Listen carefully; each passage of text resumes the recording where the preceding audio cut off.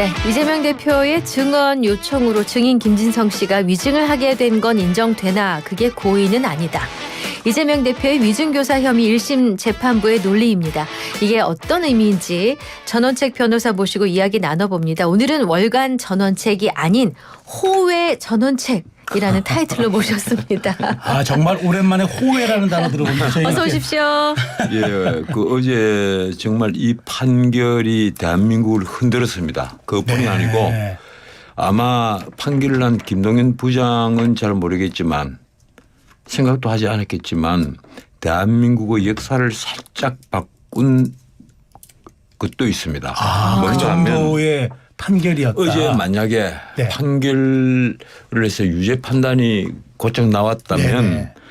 이재명에게는 아주 치명상이 되었을 것이고 네. 그리고 아마 네. 민주당에서는 지금 플랜 B가 없지만은 그 플랜 B를 급격하게 만들어야 내야 되는 부담이 있을 겁니다. 네. 그런데 아직까지 대선은 2년 반이 남았거든요. 네. 네네. 그러니까 민주당은 정권 탈환을 할 기회가 있었을 겁니다. 그런데 자 지금 어제 다시 이재명에게 한 번 더 이제 기운을 주는 네네. 이상한 판결이 되어버린 거예요. 물론 나중에 제가 설명드리겠습니다만 이미 나는 이재명 대표에게는 살아날 길은 없다 이렇게 보고 있습니다. 뭐 어쨌든 아하. 어제 민주당이 쉽게 말하면 대변환을 할 네.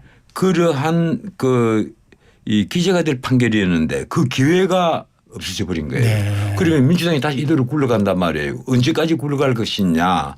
제가 보기에는 그 공직선거법 재판 2심 판결도 아닐 겁니다. 아마 수원지방법원에서 나올 대북송금 사건 판결이 나는 한 6개월 뒤면 나올 수 있지 않을까 네. 이래 보는데 네. 그 판결이거나 아니면 공직선거법 재판 대법원 판결이 나올 때 네. 문자 그대로 이재명 대표의 이 선거권 피선거권이 다 박탈이 되는 네. 그 최종 판결이 나오면 그때 비로소 이제 민주당은 플랜 B를 찾아야 된단 말이에요. 네. 그러면 민주당은 정권 탈환을 할 기회가 그만큼 줄어들 겁니다. 제가 보기에는 그래서 어제 판결이 생각을 넘어선 어떤 엄청난 그 안 보이는 파문을 일으킨 판결이다.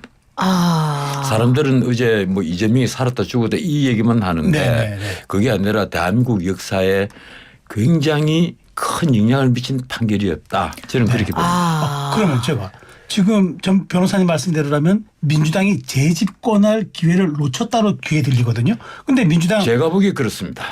근데 민주당 많은 의원들은 사법부가 지금 거의 뭐 떠받들듯이 칭송하던데 이것과는 좀 지금 하는 무슨 말이 네. 지금까지는 사법부를 그만 공격을 하다가 네. 한 일주일 전부터 느닷없이 사법부는 그래도 우리나라의 뭐 최후였다. 최후의 보루였다. 이렇게 네. 하면서 어제 내가 이재명 대표가 제가 오해를 하는지는 모르겠습니다. 그 법원에 도착을 해서 걸어가면서 환하게 웃고 도율에 있는 사람과 전부 다 악수를 하면서 네네. 만민의 웃음을 감추지 못하고 있는 것을 보고 뭐 판결 내용을 사진을 알고 있는 것이냐 무죄 판결 사진을 알고 있는 것이냐 이런 오해를 하는 사람이 꽤 많이 있었어요. 네. 사실은요. 왜 그런가 하면 자기 자신이 운명을 결정하는 그런 중요한 판결을 앞두고 네네. 얼굴이 굳어질 수밖에 없을 텐데 그렇죠. 만민의 웃음을 띠고 법정에 들어갔습니다. 그래서 뭐 어떻든 참 이 담대한 사나이다. 난 이렇게만 생각을 했는데 예, 그 중간에 속보가 속속 나오잖아요. 네. 예, 거기 뭐 중계를 못하는 대신에 기자들이 문자를 보내고 해서 네. 이제 속보가 속속 나오는데 속보를 보면서 역시 이렇구나. 그런데 오늘 아침 그 신문 사설에서도 그 지적을 했습니다만 뭐 우리 다들 알고 있지 않습니까? 쉽게 말해서 본인이 전혀 모른다, 기억나지 않는다 이런 김진성에게 그런 얘기를 들었다고 해주면 되지.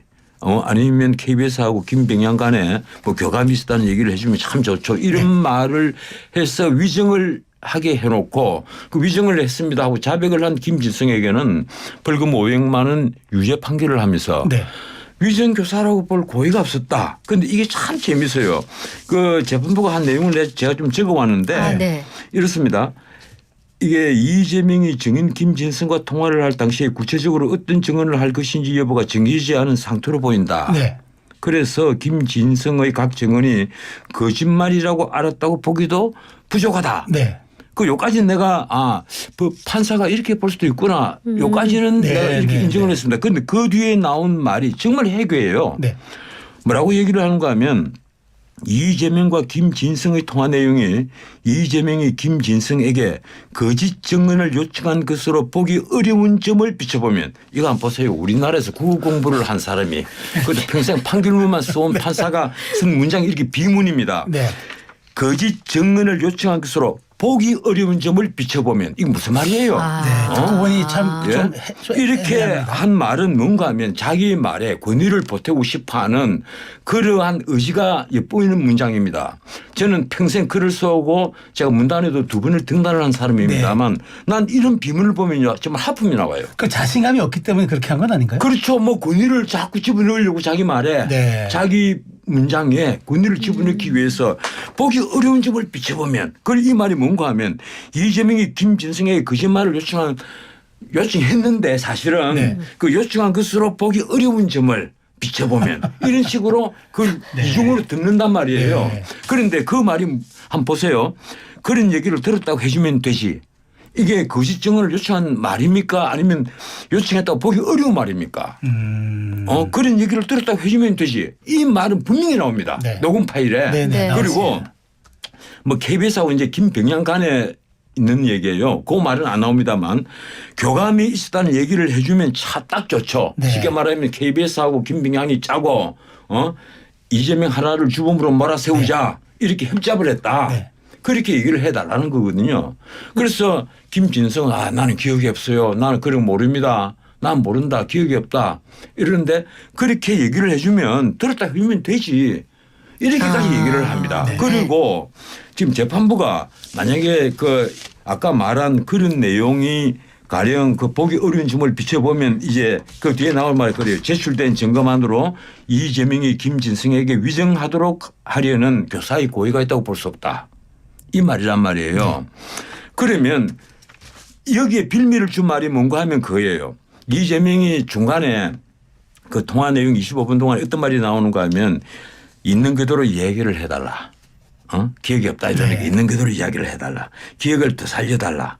그러면 나중에 심지어 변론 요지서를 보내주겠다고 그럽니다. 네네. 변론 요지서를 보내주겠다는 말은 자 우리가 이런 주장을 하니까 여기에 맞춰서 얘기를 해달라는 요구예요. 그런데도 기억을 더 살려달라. 안 본 걸 봤다고 할 필요는 없다. 있는 그대로 얘기해달라. 이 얘기를 12번을 했다는 거예요. 네. 이게 뭔가 하면 내 솔직한 말로요. 위정교사를 하는 그 범인들의 말에는 항상 이런 부분이 자기가 도망갈 구멍을 파놓습니다. 네. 이건 아마 대한민국 법조인들에게 물어보면 전부 다 내 말 시인할 거예요. 네. 전부 다 이런 도망갈 구멍을 다 파놓아요. 빠져나갈 예. 그 논리를 해놓는다는 얘기잖아요. 예, 그렇게 해놨죠. 그리고 이재명 역시 법정에서 계속 이 얘기를 합니다. 네. 내가 있는 그대로 얘기를 해달라고 그랬다. 네. 그것도 12번이나 그랬다. 그러면 검찰이 말하는 그런 얘기를 들었다고 해주면 되지 하는 그 말은 뭐냐 말이에요. 그래서 제가 보기로 어제 판사가 이게 판단을 한 것은 문자 그대로 이게 그 보기 어려운 점을 비춰보면 이 말에 그대로 다 녹아 있습니다. 이 말은 뭔가 하면 나는 어떤 경우라도 이재명에게 유죄 판단을 할 수 없다 하는 강력한 의지를 보이는 문장으로밖에 제 눈에는 안 보입니다. 그러니까 사실 변호사님 올해 데이터도 마찬가지입니다. 올해 선고된 위증교사 1심 선고에서 무죄가 나온 적은 한 번도 없었다고. 그리고 이게 아주 그냥 희귀한 사례라고 그러더라고요. 예, 그리고 위정교사의 경우에 뭐 실형 선고율이 35%다 심지어 어떤 사람은 50%다 뭐 이런 여러 가지 얘기를 하는데 중요한 사건들은요. 그리고 악의가 입증이 된 것은 대부분 다 징역 9월 징역 10월 아니면 1년 심지어 징역 1년 반 이런 식으로 실형을 다 선고를 받아요. 집행유예 없는 실형을 선고받는데 이게 우리나라에서 아주 독특한 겁니다. 미국 같으면요. 사법방해죄가 중첩이 되면 뭐 한 건 같으면 징역 7년 정도가 선고가 됩니다만 이 중첩이 되잖아요. 그런데 사건들 보면 주에서 부지사를 지낸 사람이 징역 30년을 받아 그 깜빵에 가서 가석방 없는 30년 뭐 이런 어머. 식의 선고를 받아요. 거의 종신형이죠. 아. 그러니까 가령 나이 한 50에 30년 선고 받아보세요. 종신형. 사실 종신형이잖아요. 그러네요. 네. 이런 식으로 사법방해죄는 굉장히 의미 다릅니다. 사법방해죄로 만약에 기소가 되면 정말 빠져나가기가 힘들어요. 그리고 무죄 선고를 받는다는 게 그게 그 우선 배심원들이 그 사실은 배심원들이 조건 중에는 법률의 비전문가여야 된단 말이에요. 이러니까 네네. 문자 그대로 제대로 그 위정을 교사했느냐 안 했느냐 네. 이 부분을 감각적으로 따지는 사람들이에요. 네. 이러니까 빠져나갈 구멍이 거의 없어요. 그런데 우리나라는 뭐 다행인지 불행인지 사법 방해죄가 없는데 그래서 우리나라가 솔직히 말해서 참 부끄러운 고백을 하나 하자면 이 우리가 그 길을 해야 되는데 일본에 비해서 거짓말 범죄가 너무 많아요. 거짓말 범죄. 예, 사기죄. 네. 이게 뭐 일본보다 엄청난 숫자입니다. 사기죄는 저희가 OECD 국가에서도 탑 수준이라는 제가 기사를 봤습니다. 사실 예, 제가. 톡글에서거든요. 거기에다가 예. 이 위증죄 이것도 솔직히 아. 말해서요. 민사법정에서 원고도 증인이 나오고 피고도 증인이 나오잖아요. 네. 그러면 두 사람 중에 한 사람은 거짓말 하잖아요. 그렇죠. 절반은 네. 거짓말쟁이라는 네. 얘기입니다. 네. 뭐 그렇게 딱 이분법으로 나눌 수는 없지만 한쪽이 옳다면 한쪽의 증인은 거짓말을 증언한다는 얘기예요. 네. 그래서 참 위정죄에 대해서 겁이 없다. 네. 뭐 이런 생각을 하는데 이번에 김진성 씨는 본인이 자백을 했어요. 네. 법정에 제가 위정을 했습니다. 그리고 위정을 하게 된 동기는 어디까지는 이재명 그 대표가 나에게 나는 기억이 없다. 모른다. 이런데도 그냥 그렇게 말을 해주면 되지. 그리고 이 내가 베를린 뉴스도 보내주겠다. 읽어봐라. 이 얘기까지 했다. 네. 그래서 내가 위정을 한 거다. 그래서 그 위정에 의해서 이재명은 무죄를 받았습니다. 공직선거법상 허위사실 유포에 무죄를 받았단 말이에요. 그런데 세월이 또 지나서 이게 김진성과 이 사실이 왜 밝혀졌는가 하면요. 김인섭과의 관계입니다. 김인섭이라고 그 이재명의 백현동 사건에 등장하는 분이죠. 네, 네. 성남시장 첫 번째 출마했을 때 선대본부장 선대본부장 지낸 사람이잖아요. 그리고 백인동 사건 때 로비스트잖아요. 네, 네.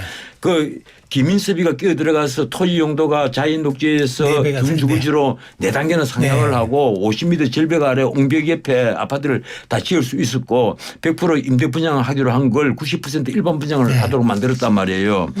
그 김인섭을 정바울이라는 아시아 디벨로퍼 사장에게 소개를 시켜준 사람이 바로 김진성이에요. 아, 네. 그래 김진성과 김인섭은 20년 동안 호영 호재를 하는 사이입니다. 네. 어떻게 알았는지는 모르겠습니다만 네. 기록에는 그렇게 돼가 있고 보도에 그렇게 나와 있어요. 네. 그래서 검찰이 이 김진성의 전화기를 압수를 한 겁니다. 네. 압수를 해서 처음에는 김인석과 그 정바울 그리고 혹은 그 이재명 쪽에 있는 사람들과의 대화 내용을 네. 혹시 있는가 싶어서 살펴보려고 했는데 느닷없이 이재명과 이 김진성의 대화 내용이 네. 녹음이 되어 있단 말이에요. 그게 보니까 바로 이 위정교사에 관련된 부분이에요. 그래 검찰이 펄쩍뛰면서 이 무죄를 받았으니까 다시 기소를 한 예, 거죠. 다시 이걸 위정교사로 네. 기소를 네. 한 겁니다. 그리고 1년 1개월 만에 선고가 나왔는데 무죄다 크고 면죄부를 줘버린 거예요.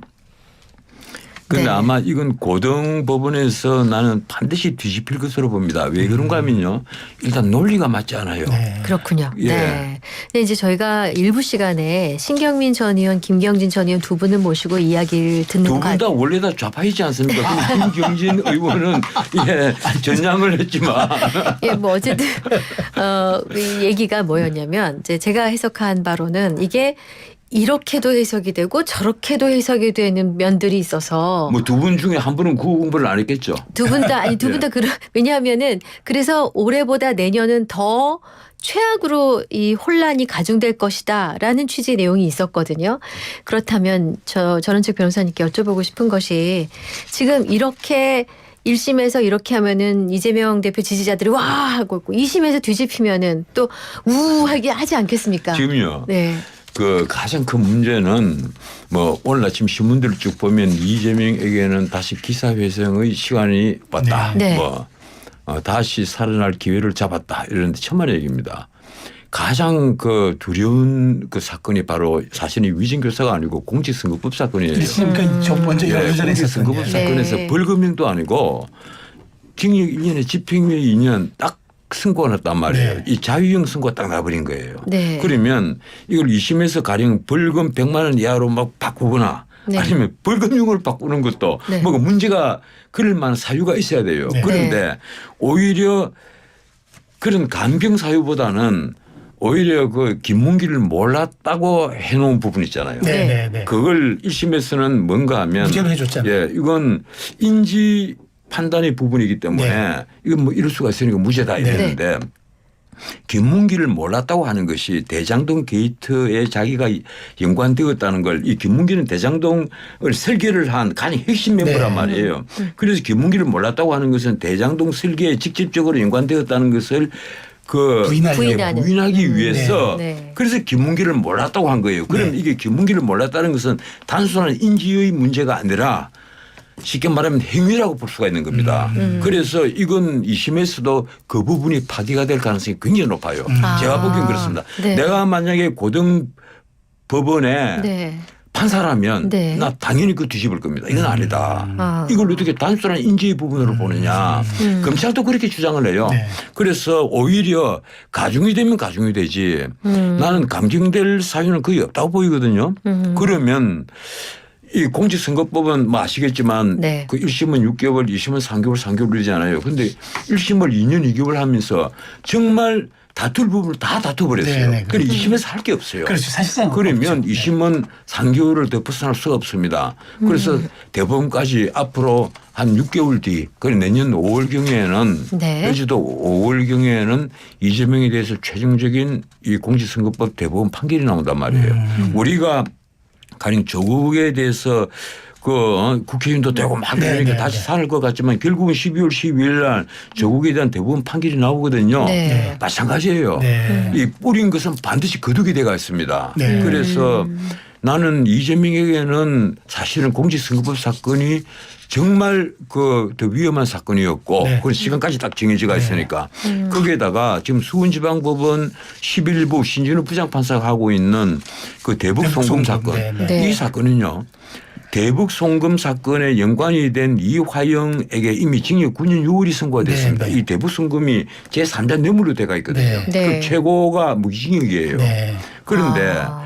여기에 연관된 각종 증거들 있지 않습니까? 네. 이화영 사건 때 이미 같은 재판부에서 증거 조사를 다 마쳤어요. 네. 그래서 그것도 더 다툴 게 별로 없는 재판이 될 겁니다. 심리를 하는데. 네. 네. 그렇다면 그것도 결국은 1심이 그래도 4, 5개월 뒤에는 나오지 않겠느냐. 네. 그러면 이재명에게는 앞으로 넘어야 될 산이 너무 많다. 네. 그리고 그 산을 결코 넘을 수가 없을 것이다. 네. 지금은 문자 그대로 그 청길 낭떠러지 끝에 이제 문자 그대로 서 있다. 백척간도 서 있다 말씀하셨는데 백척간도다 이 얘기입니다. 말씀 나온 김에 이화영 2심이 오늘 29일 날 예, 29일 날 선고된다는데 선고죠. 네. 그럼 변호사님 보시기에 이화영에게 1년 9년 6월인데 예. 2심 선고는 어느 정도 형량 예상하세요? 이렇습니다. 그 지금 사람들이 관심은요. 네. 입법적인 관심은 가령 신진우 부장판사가 네.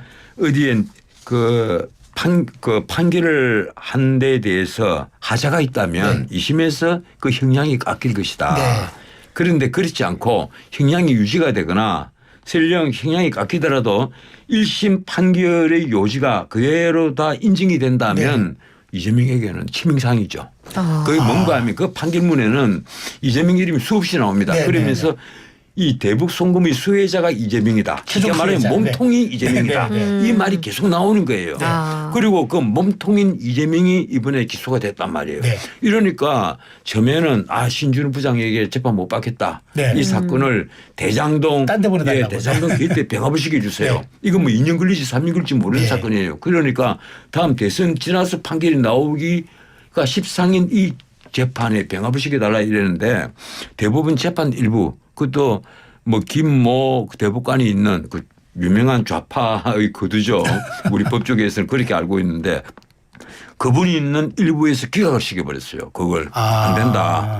그래서 신준우 부장에게 갔는데 이번에 또 묘한 게 이 경기도 법인카드 유용 사건이 있잖아요. 네. 그게 원래 단독 사건이란 말이에요. 네. 그런데 단독 사건이 이게 사회에 영향을 너무 많이 주는 거니까 네. 내가 하기보다는 합의부서 하는 게 좋겠습니다. 이러니까 그 재배당으로 가서 합의부에 간 또 11부 신준호 부장이 또 가버렸어요. 네. 그러니까 그 두 사건이 거기에 다 있단 말이에요. 네. 그리고 이 경기도 법인카드 유용 사건은 정말 간단한 사건입니다. 법인카드 사건은 예, 또, 네. 법인카드는 진짜 공금 유용, 공금 횡령이에요. 그 배임죄로 기소가 돼가 있지만 관련자도 몇 명 없어요. 예, 공금 횡령이란 말이에요. 네. 그리고 그거는 정말 증거가 뚜렷한 것만 기소를 한 것이 네. 아마 1억 564만인가 뭐 1억 654만인가 그랬죠. 1억여 원. 예. 예. 1억 600만인가 뭐 그래요.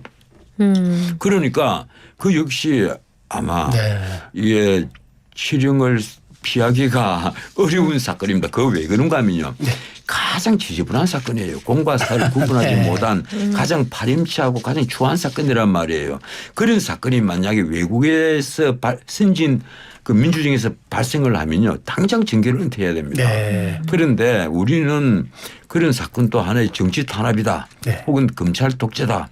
이런 식의 이런 식의 반대 뭐 투쟁이라고 해야 됩니까? 그런데 지금 밀려가 네. 있는 거예요. 지금 이게 검찰 독재다. 계속 이런 식으로 가는 것 자체 정말 수긍할 국민이 이제 얼마나 되겠습니까? 변호사님께 제가 이 네. 법리 해석 하나 여쭤보려고요. 대북송금 사건 말씀하신 대로 이제 병합되다 보니까 그 대법원 판결까지 꽤 이제 시간이 걸릴 수 있다는 얘기가 나오잖아요. 1심은 나오더라도. 그러니까 장동혁 의원이 헌재 이런 질의를 했습니다. 형사재판 중인 사람이 대통령이 당선됐을 때 계속 이게 이제 소송이 진행될 수 있느냐 아니면 당선 전에 기소된 사건으로 당선 무효용이 선고되면 대통령직을 상실하느냐 이렇게 이런 질문을 어제 사실 해서 화제가 됐는데 변호사님은 어떻게 해석하세요? 이게 지금 가령 우리 헌법에는 뭐 내란죄, 외환죄 이런 거 빼보면 대통령 재직 중에 일로는 소추당하지 않는다 이래 돼 있잖아요. 네. 수사 그럼 그것도 옛날에 어떻게 그 박근혜 대통령도 어떻게 해석을 했는가 하면 수사는 받을 수 있는데 네. 소추는 안 당한다 뭐 이런 식으로 또 해석을 수사는 해요. 받는데 소추는 안 된다. 사실은 네. 수사, 소추 전부 다 재직 중에는 하지 마라 이런 뜻이란 말이에요. 대통령은. 네. 예. 네. 그런데 지금 가령 대통령이 되기 전의 범죄 네. 그리고 이미 기소가 돼서 재판을 받고 있는 범죄 네. 나는 그건 당연히 재판을 해야 된다고 생각을 해요. 왜 그런가 하면 그런 피고인을 공천을 준 정당이 문제지. 정당 민주주의잖아요. 네. 원래는 공천을 주지 않아야 돼요. 근데 공천을 준 게 문제지. 공천을 줘놓고 그 나중에 재판까지도 면제를 한다. 그러면 상권 분립에 취지가 어떻게 되는 겁니까? 무색해지는 거죠. 그럼 미국 같으면 이번에 뭐 트럼프가 당선이 되니까 당장 트럼프에 대해서 그 쉽게 말하면 그 매춘부에게 돈 뭐 1억 원을 주고 입막음용으로 줬다. 입막용으로 회유한 네. 거 그 재판 같은 것은 이 앞으로 중지를 하자 뭐 이런 식의 얘기가 나왔는데 제가 보기에는 그것도 아닌 것 같아요. 뭐 미국도 상권 분립이 우리보다 더 엄격하잖아요. 네. 네. 그래서 그것도 앞으로 귀추가 굉장히 주목이 됩니다. 네. 자, 뉘앙스 이게 무슨 의미인지 좀 해석해 주십시오.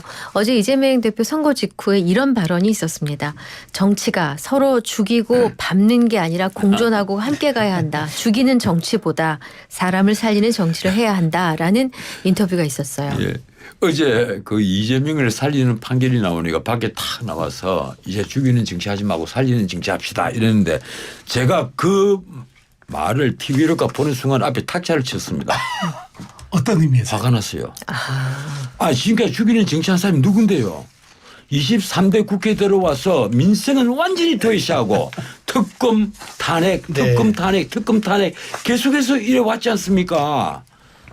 특검 안 되면 또 특검, 또 안 되면 또 특검, 탄핵 안 되면 또 탄핵, 또 탄핵. 자기를 수상 검사들을 탄핵을 합니다. 네. 그리고 특검이 가령 제 요구권으로 가서 또 그 안 되면 그래서 파기가 되면 또 한 줄 더 넣어서 또 특검 법안을 또 내요. 또 통과시키고 또 정부에 이송이 되고 정부에서 또 거부를 하면 또 내요. 또 특검법을 또 낸단 말이에요. 그 민생 법안에 대해서는 신경을 안 써요. 지금 우리 경제가 16개 대기업에서 CEO들이 일제 얘기를 했죠. 네. 우리 경제 큰일 났다. 정말 위기에 빠졌습니다. 그리고 지금 우리가 건전재정 찾았는데 지금 건전재정 찾을 때도 아니다. 이런 말도 합니다. 네. 전 세계 경제기관들이 우리나라에서 경제 성장률을 0.2%포인트를 하향을 해서 2.0으로 낮췄단 말이에요. 내년도. 그런데 지금 중요한 경제 연구기관들은 2.0 안 된다. 1.8, 1.7.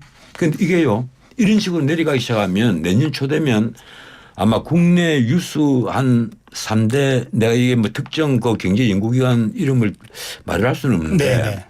대기업에서 운용하는 경제 운용 기관들입니다. 그런 데서 아마 1.5 이렇게 나올 겁니다. 1.5란 말은 제자리 걸음한다는 얘기고 그보다 떨어지면 경제가 후퇴한다는 얘기예요. 그런데 우리 국민들이 신문을 보면서 경제 뉴스를 보는 걸 굉장히 싫어해요. TV에서도 보면 이 분당 그래프를 보면요. 일반 정치 뉴스는 이게 올라가죠. 올라가 있다가 경제 뉴스만 하면 그냥 시청률이 그래프가 쭉. 추락을 해버려요. 이러니까 이 방송국에서도 경제 뉴스를 잘 안 하려고 그래요. 그런데 당장 한번 보세요. 가계부채가 지난달 말에 어떻게 됐습니까? 1913조 8천억입니다. 1900조를 넘었었어요. 그게 신문에 조그맣게 일단으로 나옵니다. 네. 크게 띄워봤자 신문을 안 보니까. 1913조 8천억이란 말이에요. 그리고 그뿐이 아닙니다. 자영업자들이 엄청나게 문을 닫잖아요. 자영업자들이 부채를 합하면 2,600조가 넘습니다. 네. 그게 실질 가계부채라고 그러거든요. 네. 거기다 전세 보증금을 합하면 한 800조가 돼요. 네. 그러면 거의 3,400~500조가 됩니다. 네네. 그런데 진짜 어려운 사람들 있잖아요. 극빈층들, 네. 일수놀이 돈을 빌려 쓰는 사람들, 이번에도 한번 또 네. 사채 시장에 몰려가는 사람들, 대통령이 이번에 화를 낸 네. 사건 있잖아요. 네. 그런데 몰려가는 사람들이 숫자가 엄청납니다.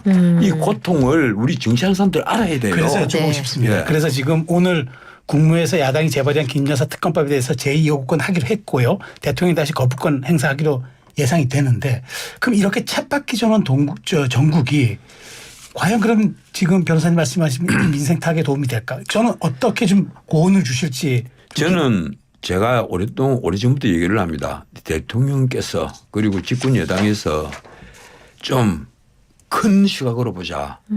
김건희 여사 조금 망신당하면 어떠느냐.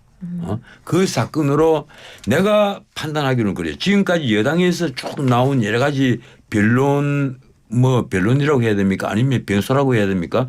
이런 얘기들을 쭉 보면 사실은 주가 조작도 그 대통령과 만나기 전의 문제고 거기다가 주가 조작도 글쎄 김건희 여사가 직접 개입을 한 사건이 아니다 이런 주장이거든요. 네.